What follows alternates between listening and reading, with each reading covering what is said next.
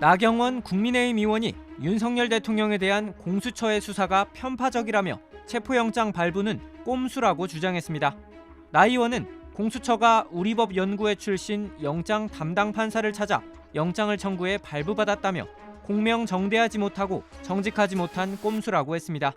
공수처는 대통령실과 대통령 관저 위치를 고려해 서울 서부지법에 체포영장을 청구했다고 밝혔습니다. 하지만 공수처가 특정 성향의 영장 전담 판사가 있는 법원을 골라 체포영장을 청구했다는 게 나 의원의 주장입니다.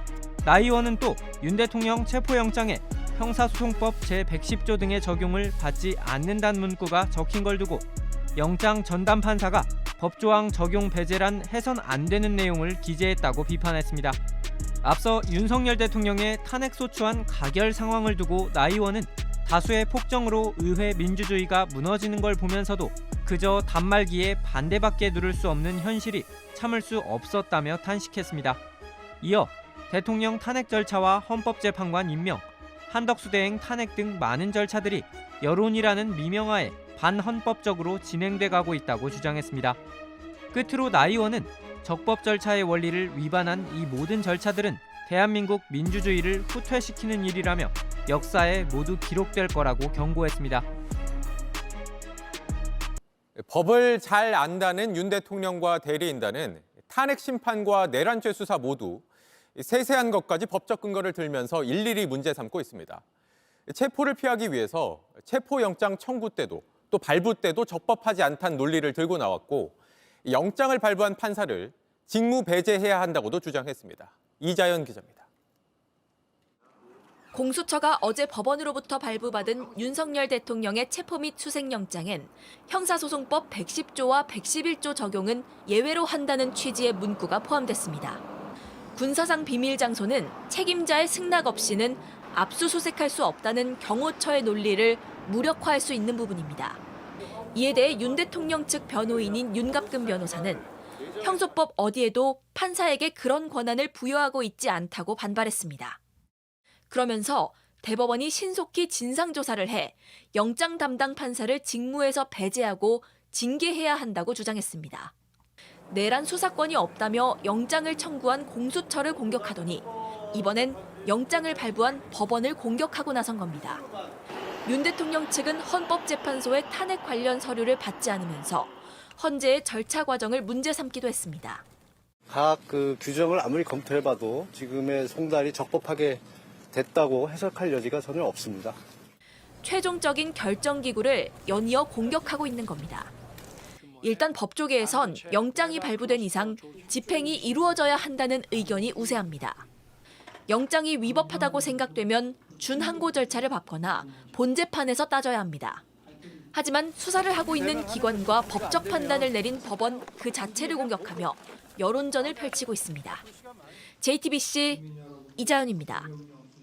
네, 보신 것처럼 윤 대통령 측은 헌법재판소부터 수사기관 또 법원까지 법적 근거를 내세우면서 모두 문제 삼고 있습니다. 이런 식으로 탄핵 심판은 버티고 수사는 피하면서 대통령이야말로 법 위에 서려 한다는 지적이 나오고 있는데 취재 기자와 좀 더 따져보겠습니다. 박병현 기자가 나와 있습니다.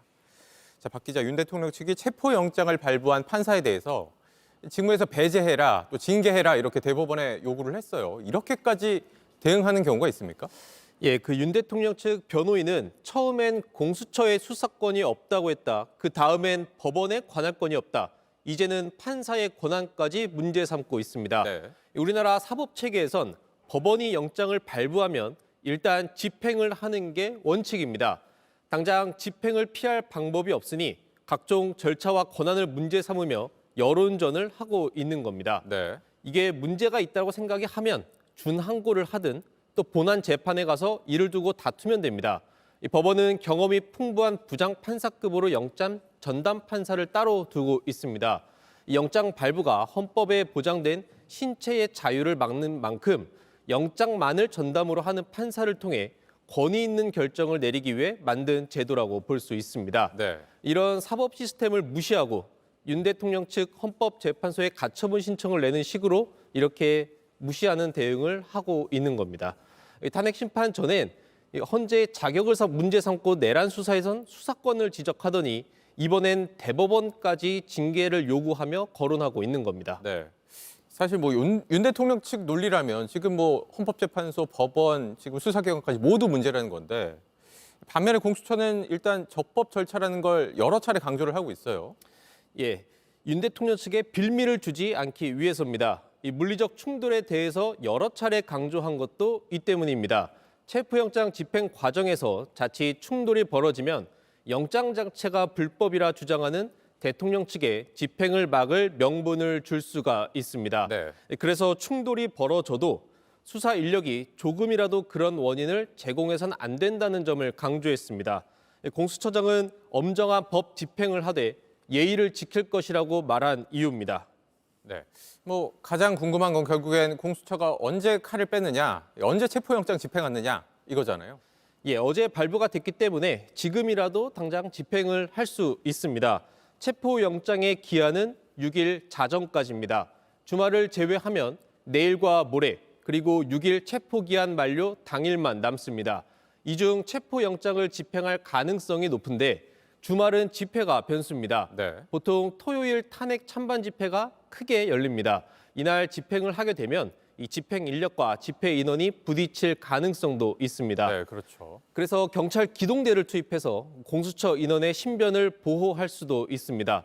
오동훈 공수처장도 오늘 지나친 환호와 반대가 있지 않길 바란다며 경찰의 협조도 받고 있다 이렇게 말을 했습니다. 네. 이 현직 대통령에 대한 이 체포영장이 말 그대로 초유의 사태라서 실제로 집행이 된다면 어떤 절차로 이루어지게 되는 겁니까? 예, 일단 대통령에게 체포영장을 보여주고 죄명을 읽을 겁니다. 네. 체포 이유에 대해서도 설명을 붙이고 변호인 선임이 가능하고 진술 거부할 수 있는 권리가 있다는 미란다 원칙을 공지하는 겁니다. 그리고 함께 차를 타고 이동하게 되는데 이때부터 체포기한 48시간이 시작이 됩니다. 네. 신병을 확보해 놓을 수 있는 48시간 타이머가 작동하는 겁니다. 이 시간 내에 공수처는 구속영장을 청구할지 여부를 결정해야 합니다. 네. 만약에 뭐 이 체포영장 집행 시한이 6일까지인데 이 기한을 넘기게 되면 어떻게 되는 겁니까? 일단 두 가지 방법이 있습니다. 체포영장을 재청구하거나 구속영장을 청구하는 방법입니다. 일단 6일까지는 여러 차례 집행 시도를 하면서 재청구의 명분을 쌓을 수도 있습니다. 네. 다만 집행을 계속해서 막는다면 결국에는 이 방법을 쓸 수밖에 없습니다. 구속영장 청구입니다. 네. 하지만 공수처 입장에서도 대통령의 조사가 이루어지지는 않은 만큼 이 구속영장 청구가 부담일 수 있는데 결국 최고의 법률 전문가라는 검찰총장 출신의 대통령이 이 사실을 모를 리가 없습니다. 결국 노골적인 지연 전략을 쓰고 있다는 비판 피할 수 없습니다. 네, 알겠습니다. 여기까지 듣겠습니다. 박병현 기자였습니다.